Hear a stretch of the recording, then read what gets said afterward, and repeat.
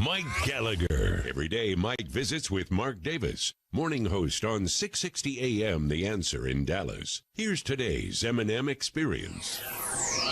How do you not like Elise Stefanik and the way she exposed the anti-Semitism, and yet now they're turning her into the boogeyman? Now they're actually making her out to be the bad guy. Who? Who? Start with Saturday Night Live. I mean, they did a big skit Saturday night where they mocked Elise Stefanik in the anti-Semitism expose of Harvard, UPenn, and MIT. Right. They made her look to be the... And incidentally, what a forebearer or precursor or foreshadowing when I saw the Saturday Night Live guy on the subway. Saturday, yes, he was going to work. The great Bowen Yang, who's really one of the more talented. And listen, SNL, every once in a while this season has had moments that were actually, dare I say, almost funny. So I got to give him a little bit of love for this season. But all right, what was the? So I see him on the subway, and like a fanboy, I snapped a picture of him when he wasn't looking, which is so stalkerish. I mean, but right. I wanted to send it to my kids. I think that's the guy on Saturday Night Live, and it was. He got off at Rockefeller Center. He was going to go to work. It was Saturday about 1 or 2 o'clock in the afternoon. I don't know what time their call is, but they did a skit, a cold open Saturday night, and the sketch was portrayed as making the villain Elise Stefanik and the college presidents the victims. And, see, here's what's really, really intriguing about this whole anti-Semitism crap. And incidentally, I don't think you saw the skit, so watch it. No, that is correct. And I try to usually visit through those and see. Oh, you'll see. And I also have a large comedy latitude where all comedy is at the expense of somebody. And I've seen people I agree with and love and support lampooned in some ways that actually, but anyway. Well, first of all, how's this even a comedy sketch? Oh, this is material for a comedy sketch. And a woman named Chloe Trost, whoever that is, portrayed Elise Stefanik. I'm just reading here from Mediaite. The only Chloe in the cast is Chloe Feynman. Chloe Trost portrayed the House GOP conference chairwoman by screaming all of her questions, starting with anti-Semitism, yay or nay, yes or no, ha ha ha. I mean, and the university presidents, they just said no, it depends on the They were portrayed as the rational ones, and Elise Stefanik, the Republican chairwoman. Now, Jamie Raskin, same thing. Who is she? Jamie Raskin, a powerful Maryland congressional Democrat. Did you just say who is she? Jamie who is he, rather? No. He said, who is she to be lecturing anybody about anti-Semitism? Oh, gotcha. Yeah, okay. I mean, Mark, it's unbelievable. So the double down, focus on it, watch it. This isn't a one-off. This is astounding to me. And they're circling the wagons, protecting. Only one of them resigned, as we know, Liz McGill. Maybe one down, 2 to go, maybe. And I did see Chloe Trost. She has a more recent addition to the cast. Yes, she is. Thank you. Okay. Listen, I'm a glass half full guy. I mean, who cares about Are you kidding me? What are you glass half full about? The country, don't you think right now, if you find 100 people who are paying any attention to the news and you ask, how did those university presidents do in front of Congress, they'll say, wow, that was bad.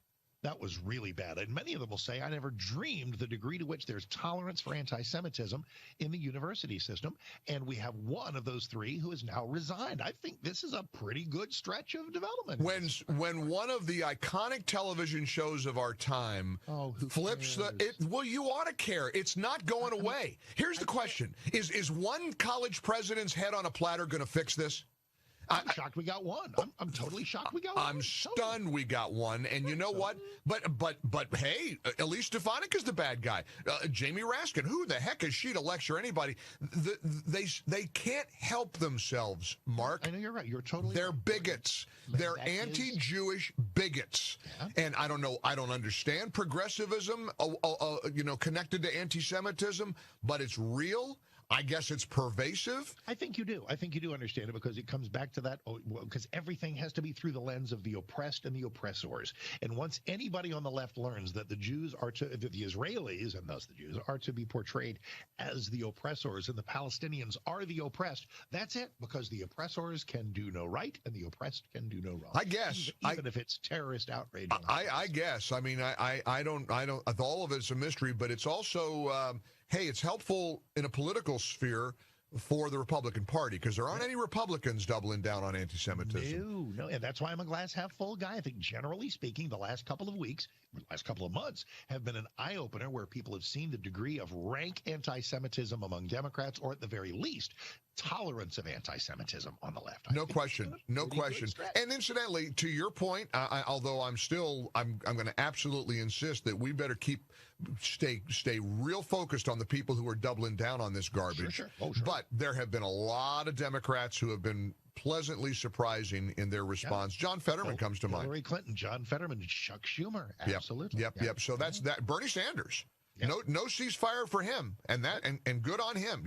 So in media circles, Fareed Zakaria said, and I put the quote on his little 6-minute rant there, which is a really good one, saying essentially that colleges have just gone off the trail. That colleges are now into social engineering way more than academic merit. I said, listen, if even Fareed Zakaria gets it, then that's, like, once again, glass half full. Well, it's a start. We'll see what happens. Meantime, Elon Musk reinstated Alex Jones to Twitter. As well he should. Listen, conspiracy theorists, nutbags, people who have lovers, haters, whatever. I'm not a fan in any way, shape, or form. But should he be on X, on Twitter? Absolutely. And let grown-ups make up their minds as to whom they want to follow, whom they want to agree with, whom they want to disagree. It's a social media platform where free speech is supposed to thrive. And if it does, it does. I mean, people are getting to say pretty much whatever they want about everybody. Mm-hmm. That's kind of the original. That was the original intent, I think, of these platforms. Sure. And let the marketplace decide.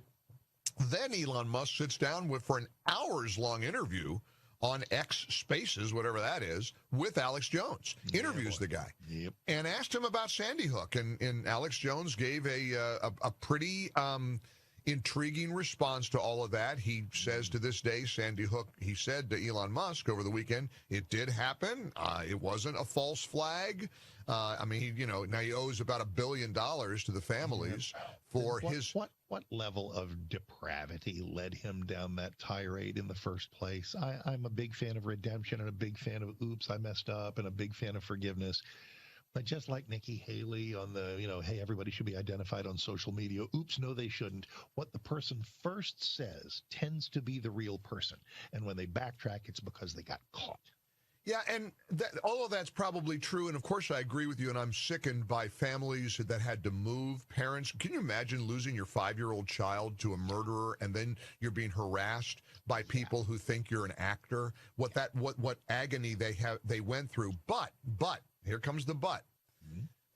You hold the guy with the microphone responsible for the actions of those who showed up at the doorstep. No, but not at all. Absolutely. You know what happened? You know what I mean? And that's listen. And we got skin in that game. Yeah. I mean, can you imagine us having a position on air and all of a sudden some lunatic? It's like the plot line. What was the movie, The Fisher King? Remember the beginning of that when it was I think it was Jeff Bridges, right, or maybe Jeff Daniels, Robin Williams. Right, Robin Williams, and the premise was there was a talk show host, a radio talk show host, whose alleged words led to some nightclub massacre from some guy. And, of course, his whole career was destroyed and everything was ruined. Or even crazier, how about if we had a president who was really, really passionate about an election that he thought went wrong, and a few people went nuts at the Capitol? I mean, surely something like this would never happen. They'd never blame him for that, right? No, they would never hold him responsible. He was passionate about his beliefs, and they certainly would not affix their law-breaking to him and say that he, what would be the word, incited it. Surely that would never. So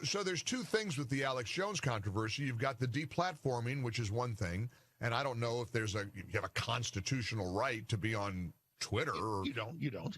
Right, because they're private companies. Absolutely. But then you've got the question, should he be held financially liable for the actions of lunatics who show up to. Now, I don't know. I don't know enough about his role in that. Did he tell people to go to their houses? I doubt it. I don't think so, but it certainly would seem to come under character defamation. It certainly would come under slander, perchance. Maybe that's what it was under. I guess that was maybe technically what it was. Listen, you can't defend the indefensible. You can't defend hurting those families.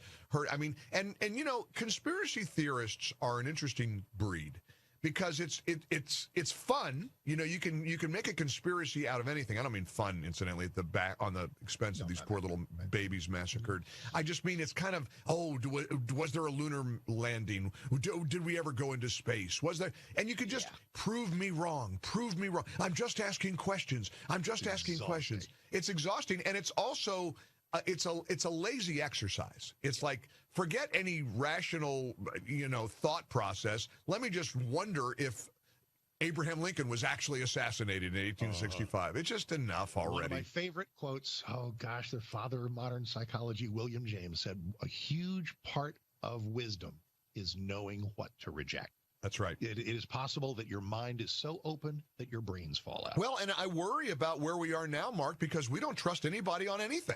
I know. And who can blame us? Science, medicine, institutions, the FBI, the DOJ. I mean, I could go crazy on it, but yeah, the things that we used to be able to, and isn't that a lot of what's kind of screwed up about the modern moment, that so many things that we used to be able to rely on for being steadfast and fair and straight shooters and principled, right, have fallen from grace. Speaking of fallen, you're lucky I'm here. Eric Hansen, I'm in New York today, have my little Christmas fix. I saw the Rockettes over the weekend, saw the Christmas tree at Rockefeller Center. I mean, there's a sea of humanity. Man, oh man. Anybody who thinks New York is struggling, wow, Christmas time. I've never seen anything like it before. I'm so glad. And I fell this morning. I'm hustling. It's pouring down rain. Right. Hanson wanted coffee. Now, first of all, I've never made coffee in my life. What's wrong with this picture? Oh, no kidding. I don't drink coffee. I don't know how to make coffee. And at this little place down the street from the radio station called Zaxby's, where they make you make the coffee. I'm like, no. He wants cream and sugar. And they said, well, go put it in. I said, I don't know how to put it in. So I'm pouring the milk. I have no idea how much milk to put in. I get packets of sugar. I'm racing across slippery, wet Broadway, and I trip on the curb.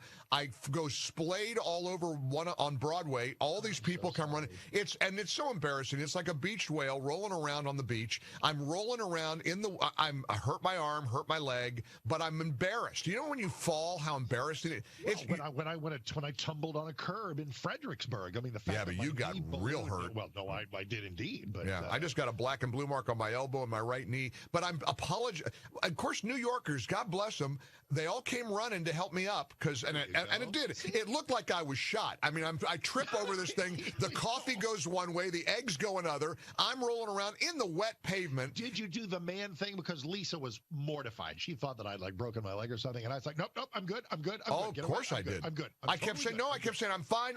And you know what I did? Look away. Oh, I took it one step further. I was apologizing to the people helping me up, and one of the grizzled New Yorkers said, "What the hell are you apologizing to me for?"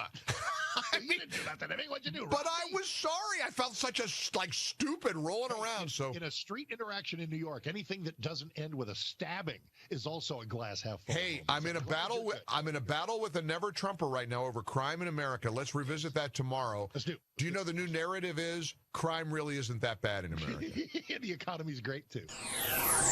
Download the podcast and hear all of Mike and Mark's conversations at MikeOnline.com for the M&M experience.